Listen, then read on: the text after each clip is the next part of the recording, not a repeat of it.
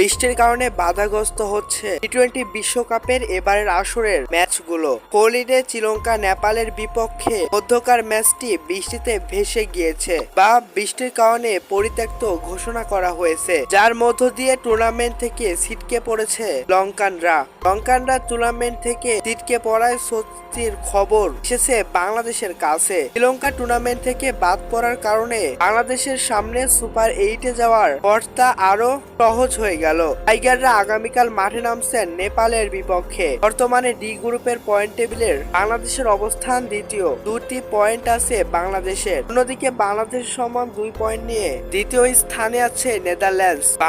নেদারল্যান্ডসের মধ্যকার ম্যাচটিতে যে দল জিতবে তারাই এগিয়ে যাবে। তবে এই ম্যাচের আগে বৃষ্টির সম্ভাবনা জানিয়েছে আবহাওয়া অধিদপ্তর। বাংলাদেশ নেদারল্যান্ডসের ম্যাচটিতে অনুষ্ঠিত হবে কিংস্টাউনে। বৃষ্টির সম্ভাবনা কতটুকু সেটা জানা গেছে স্থানীয় আবহাওয়া অধিদপ্তরের খবরের পাশাপাশি গুগলের আবহাওয়ার প্রতিবেদনেও। জানা গেছে কিংস্টনে আগামীকাল 13 জুন বৃষ্টির শঙ্কা রয়েছে। ম্যাচের আগে লম্বা সময় বৃষ্টি হবে, এমনকি ম্যাচের মাঝামাঝি সময়ও বৃষ্টি হওয়ার সম্ভাবনা আছে।